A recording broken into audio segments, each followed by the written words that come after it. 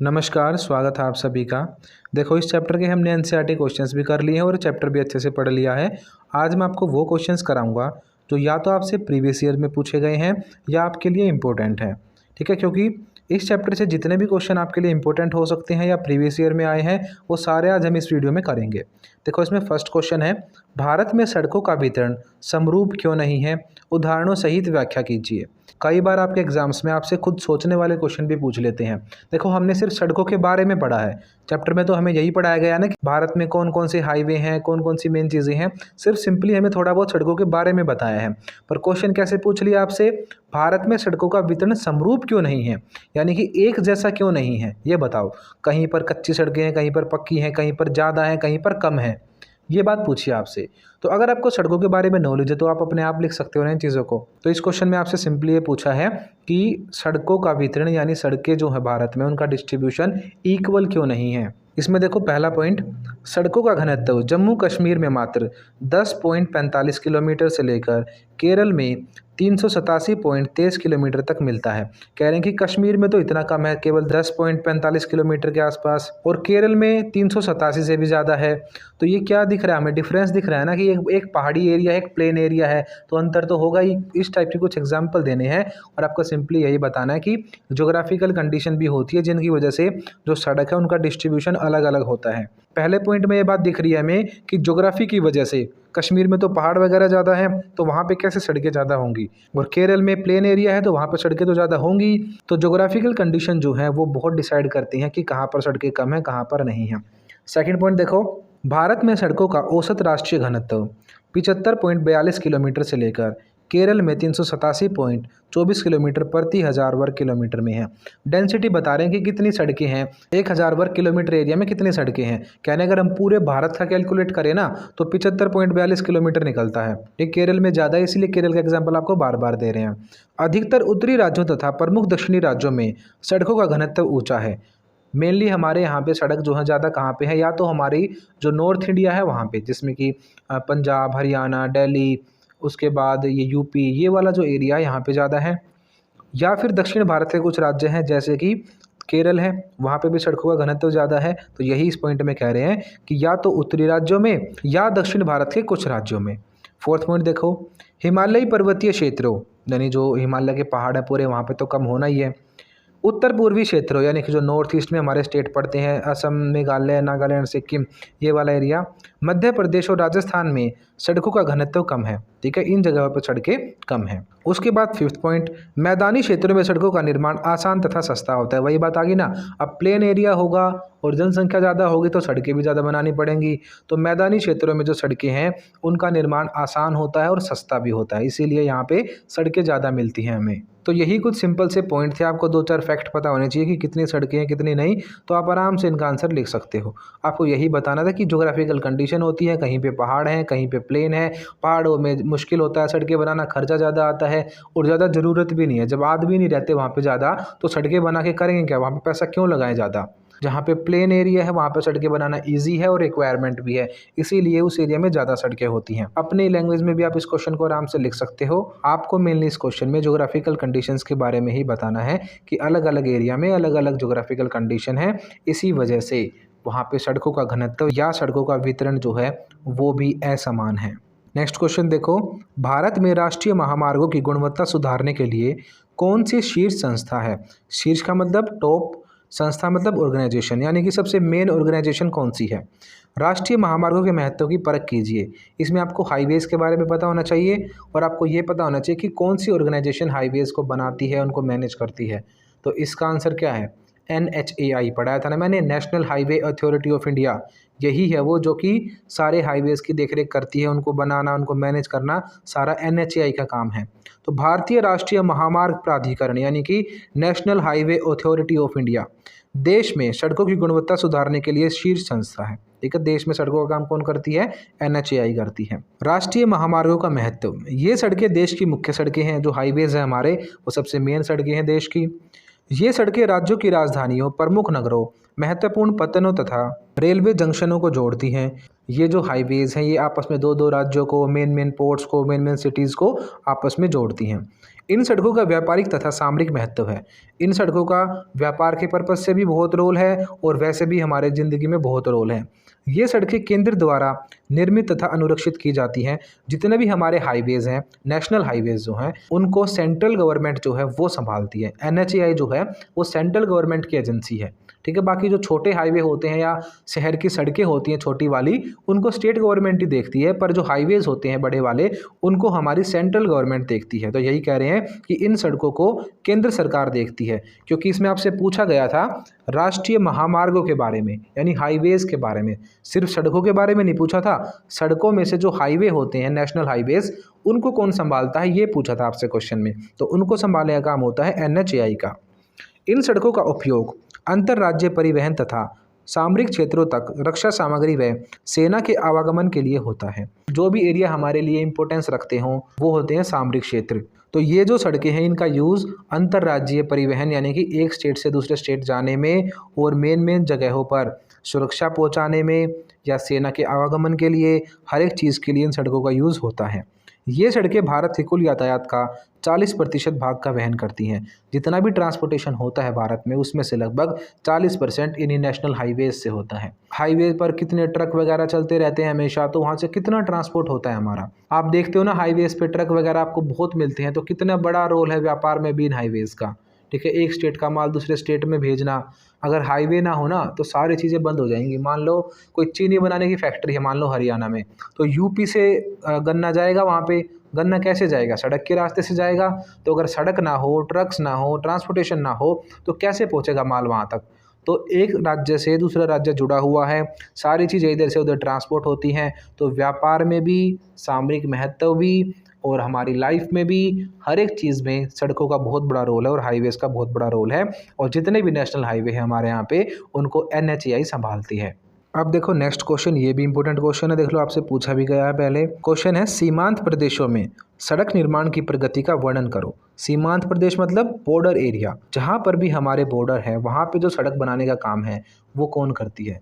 NHAI नहीं करती, वहाँ पे करती है BRO, बॉर्डर रोड ऑर्गेनाइजेशन, सीमा सड़क संगठन। इस ऑर्गेनाइजेशन को स्पेशली बनाया गया था 1960s के डिकेड में, जब हमारी चाइना से भी लड़ाई हुई थी, पाकिस्तान से भी लड़ाई हुई थी। हमारे पास सड़कें नहीं थी सामान पहुंचाने के लिए, तो बहुत दिक्कत हुई थी हमें। हम जो है अपनी आर्मी तक भी सामान नहीं पहुंचा पाए थे सिर्फ सड़कों की वजह से। उसके बाद इंडियन गवर्नमेंट ने बहुत फोकस किया है सीमा सड़कों पर, जो बॉर्डर एरिया में सड़कें हैं उनको बनाने में, और इतनी ज़बरदस्त सड़कें बनाई भी हैं BRO ने। आप कभी मनाली के बाद लद्दाख वाली साइड जाके देखना कितनी अच्छी अच्छी सड़कें हैं इतनी मुश्किल जगहों पर। कारगिल, द्रास, पता नहीं कहाँ कहाँ तक हमने सड़कें बना दी हैं, ग्लेशियर्स के बीच में सड़कें हैं। तो इतने बड़े लेवल पे BRO ने काम किया है और बहुत इंपॉर्टेंट ऑर्गेनाइजेशन है भारत देश के लिए, क्योंकि जितनी भी सड़कें हैं बॉर्डर्स पर वो सारी की सारी BRO ने बनाई हैं। अब देख लो क्वेश्चन यही था, जो भी हमारी बॉर्डर की सड़कें हैं उनके बारे में बताना है हमें। सीमांत प्रदेशों के सामरिक महत्व को देखते हुए सन 1960 में सीमा सड़क संगठन की स्थापना की गई। 1960 में बनी है ये ऑर्गेनाइजेशन जिसका नाम है सीमा सड़क संगठन, बॉर्डर रोड ऑर्गेनाइजेशन। इसका उद्देश्य सीमांत प्रदेशों में सुरक्षा प्रदान करने तथा आर्थिक विकास तेज करने के लिए सड़कों का निर्माण करना था, ठीक है। आर्थिक विकास को बढ़ाने के लिए और सिक्योरिटी को बढ़ाने के लिए इन सड़कों को बनाया जाना था। इस संगठन ने मनाली हिमाचल प्रदेश से लेह कश्मीर तक संसार की सबसे ऊंची सड़क का निर्माण किया है। बहुत ही मुश्किल जगहों पर भी इस ऑर्गेनाइजेशन ने सड़क बनाई है। मनाली से लेकर लेह तक सड़क बनाई गई, तो इतने मुश्किल रास्ते से भी सड़क बनाई गई, तो ये कोई छोटी बात नहीं थी। यह सड़क औसत रूप से 4270 मीटर समुद्र तल से ऊंची है। 4270 मीटर की हाइट पर है सड़कें, तो कितने हाई लेवल पर सड़कें बनाई गई हैं।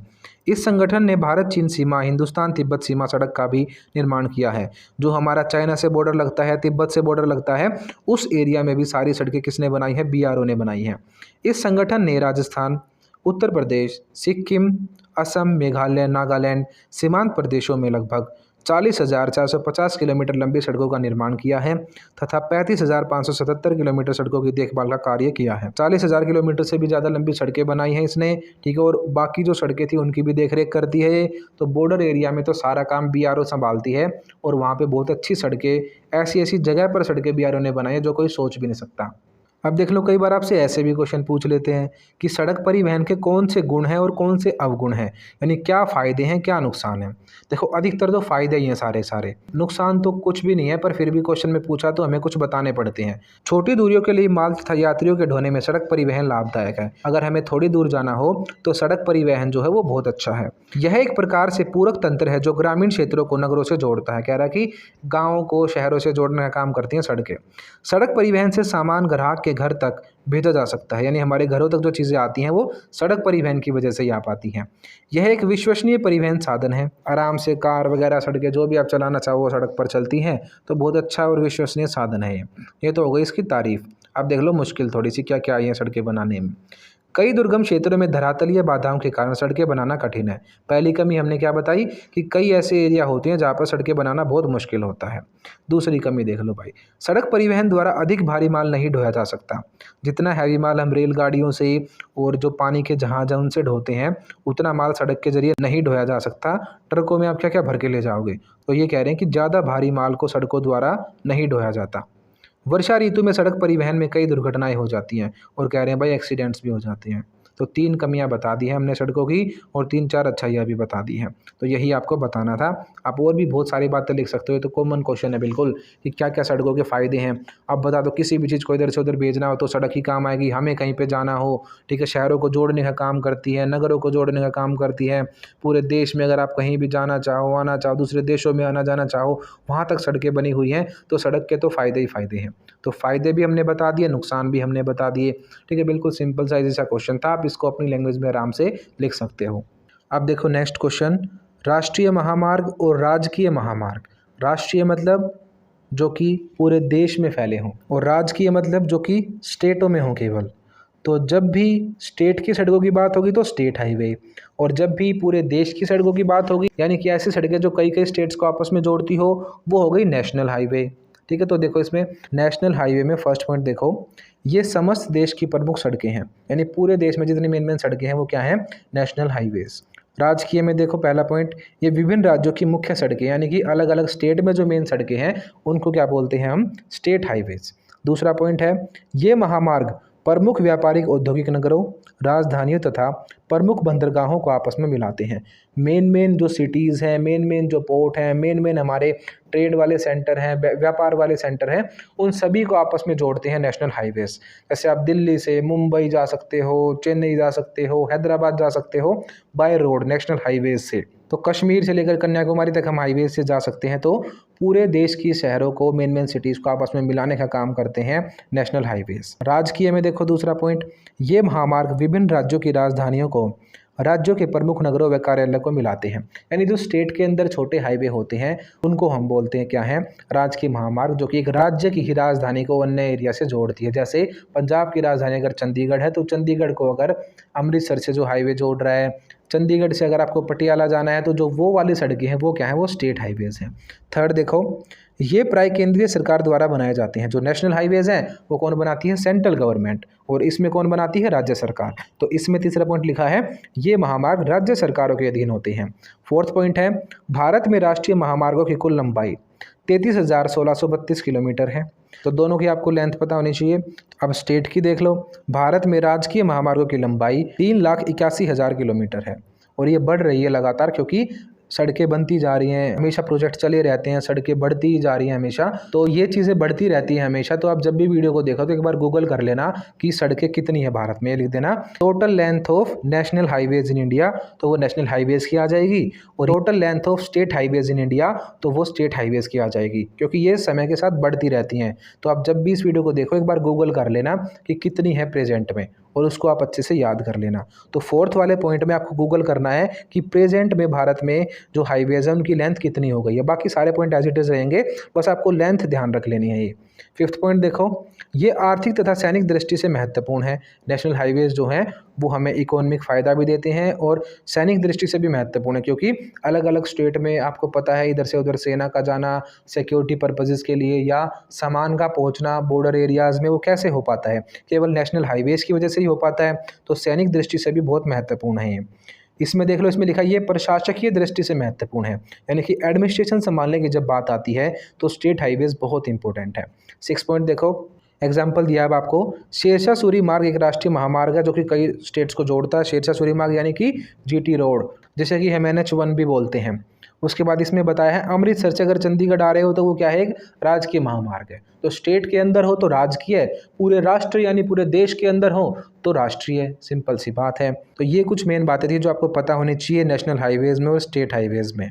अब ये है हमारा लास्ट क्वेश्चन। जितने भी आपके इंपॉर्टेंट क्वेश्चन बनते थे या आपसे कोई प्रीवियस ईयर में पूछे गए थे इस चैप्टर से, वो हमने सारे पढ़ लिए हैं। ज़्यादा क्वेश्चन नहीं है इसमें, हमारे ज़्यादा बड़े चैप्टर नहीं है ज्योग्राफी के। तो यही कुछ मेन क्वेश्चंस बनते हैं, इनको अच्छे से याद कर लेना आप। NCERT क्वेश्चंस पे बहुत ध्यान रखना, हमेशा एग्जामिनर NCERT क्वेश्चन पर ही फोकस रखता है। तो सभी बच्चों को NCERT क्वेश्चन बहुत अच्छे से आने चाहिए, उनको अच्छे से आप पढ़ लेना। मैंने आपको चैप्टर भी पढ़ा दिया है, NCERT क्वेश्चंस भी करा दिए हैं, प्रीवियस ईयर क्वेश्चंस भी करा दिए हैं और इंपॉर्टेंट क्वेश्चन जो बनते हैं वो भी करा दिए हैं। मैंने आपको सब कुछ पढ़ा दिया है। अब टाइम है आपकी मेहनत करने का। अच्छे से मेहनत करना, बहुत अच्छे मार्क्स लेकर आना। और अगर आपको हमारी मेहनत थोड़ी सी भी पसंद आए ना, तो हर वीडियो को लाइक ज़रूर करना और कमेंट करके हमें बताना कि आपको वीडियो कैसी लगती है। आपका एक लाइक और एक कमेंट हमारे लिए बहुत वैल्यू रखता है। तो आप सभी से रिक्वेस्ट है, लाइक, कमेंट और शेयर ज़रूर करें। अब देखो ये वाला क्वेश्चन है, मीटर गेज तथा बड़े गेज वाले मार्ग में अंतर स्पष्ट करो। अभी है क्या मीटर गेज और बड़ा गेज? कुछ नहीं है। ये जो रेलवे ट्रैक होते हैं हमारे, जो चौड़े होते हैं ज़्यादा, उन्हें तो बोल देते हैं बड़े गेज यानी कि ब्रॉड गेज। और जो छोटे होते हैं वो लगभग 1 मीटर के होते हैं, इसीलिए उन्हें बोलते हैं मीटर गेज, यानी वो छोटे होते हैं। जिस पटड़ी की चौड़ाई छोटी होगी तो वो होती है मीटर गेज, और जिसकी चौड़ाई थोड़ी बड़ी होगी वो हो जाएगी ब्रॉड गेज, या हिंदी में कहते हैं बड़े गेज वाले।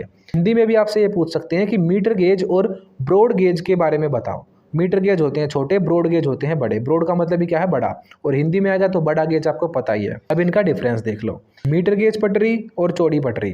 फर्स्ट पॉइंट है इसमें, ये रेल मार्ग 1 मीटर चौड़ी पटरी वाले मार्ग हैं, यानी कि केवल 1 मीटर इनकी चौड़ाई होती है। ब्रॉड गेज में देख लो, ये रेल मार्ग 1.68 मीटर चौड़ी पटरी वाले मार्ग हैं। दूसरा पॉइंट देखो, इनकी चौड़ाई अपेक्षाकृत कम है, इनकी चौड़ाई कम है, इसमें लिखते हैं इनकी चौड़ाई अधिक है। तीसरा पॉइंट, ये मार्ग यात्रियों तथा हल्के सामान को संभालने के लिए बनाए जाते हैं। ठीक है, हल्का फुल्का ट्रांसपोर्टेशन हो या पैसेंजर ढोने हो तब मीटर गेज काम में आ सकता है। सीधी सी बात है, एक हल्की गाड़ी, एक भारी गाड़ी, तो हल्का गेज तो उसी में चलेगा जब हल्का सामान होगा। तो यात्री ढोने में या हल्का सामान ढोने में मीटर गेज का यूज होता है। अब चौड़े गेज देख लो, ये मार्ग अधिक भारी सामान तथा यात्रियों के परिवहन के योग्य हैं। तो जो मेन बड़ी बड़ी पटड़ियाँ हैं जहाँ पे आप बड़ी बड़ी ट्रेन चलती हैं, तो हैवी सामान ढोने के लिए और यात्रियों को ढोने के लिए ब्रॉड गेज का यूज़ होता है। जो ट्रेन पहाड़ों में चलती हैं वो अधिकतर नैरो गेज पे चलती हैं, और जो आप यहाँ पे प्लेन एरिया में देखते हो, यूपी में, दिल्ली में, इस सारे एरिया में जो आप ट्रेन देखते हो, ये सारी की सारी अधिकतर ब्रॉड गेज वाली हैं। बहुत कम है प्लेन एरिया में कोई नैरो गेज की हो। तो राजस्थान में हुआ करती थी एक धौलपुर में, ठीक है, तो वही है नैरो गेज वाली। बाकी तो सारी की सारी चौड़े गेज वाली ट्रेन चलती है हमारे यहाँ पे। ठीक है, उनकी जो चौड़ाई है वो 1.6 मीटर के करीब होती है। तो मेनली पहाड़ों में चलती हैं छोटे गेज वाली ट्रेन। तो यही बता रहे हैं फोर्थ पॉइंट में कि ये मार्ग अधिकतर पहाड़ी भागों में स्थित है, जो मीटर गेज होता है वो। और चौड़ी पटड़ी में देखो, ये मार्ग अधिकतर मैदानी भागों में स्थित है। तो चौड़ा और पतले के हिसाब से आपको डिफरेंस बताना है। बस आपको इसका फर्स्ट पॉइंट पता होना चाहिए कि जो मीटर गेज है वो 1 मीटर का होता है, और जो चौड़ा गेज है वो कितना होता है, 1.68 मीटर। इसको याद कर लेना आप अच्छे से। बस बाकी चीज़ें तो आप अपने आप भी बना के लिख सकते हो, बस आपको लेंथ पता होनी चाहिए। आपको बस इसका साइज़ पता होना चाहिए कि मीटर गेज 1 मीटर की होती है बस, और जो ब्रॉड गेज है वो 1.68 मीटर की होती है। बाकी ये क्वेश्चन बिल्कुल सिंपल था, सारे क्वेश्चन हमने पढ़ लिए हैं। अगर आपको वीडियो पसंद आई है, क्वेश्चन समझ में आए हैं, तो आपका फ़र्ज़ बनता है कि आप हर एक वीडियो को लाइक करो और कमेंट करके बताओ कि आपको वीडियो कैसी लगी। अगर आपको ज्योग्राफी के हैंड रिटन नोट्स PDF चाहिए तो हमें इस नंबर पर व्हाट्सएप करें। आपको सिंपली इस पर 12th ज्योग्राफी नोट्स लिख के मैसेज सेंड करना है। आपको नोट्स बहुत ही नॉमिनल प्राइजेस पर मिल जाएंगे। अगर आप अदर सब्जेक्ट्स के भी चाहते हैं तो आपको 12th लिख के आगे वो सब्जेक्ट मेंशन करना है। जैसे आपको हिस्ट्री की चाहिए तो 12th हिस्ट्री नोट्स, पॉलिटिकल की चाहिए तो 12 पॉलिटिकल नोट्स लिख के मैसेज सेंड करना है। And other details you will get on WhatsApp. Thank you. Like, share and subscribe. मुझे पता है ये लाइन सुन सुनकर आप लोग बोर हो चुके हो, और मैं भी कह कहकर पक चुका हूं। लेकिन आपके एक लाइक, शेयर और सब्सक्राइब से आपको पता है कितने लोगों की रोजी रोटी चलती है। यहाँ पर कैमरामैन है, एडिटर्स और मैं हूं। तो प्लीज़ यार कर दो, 1 मिनट के लिए वीडियो को पॉज करें और लाइक, शेयर, कमेंट जरूर करें। ये मत सोचना कि कोई और करेगा, वो भी ये सोचते हो निकल जाते हैं। तो प्लीज़ अभी कर दीजिए, कर दो प्लीज़।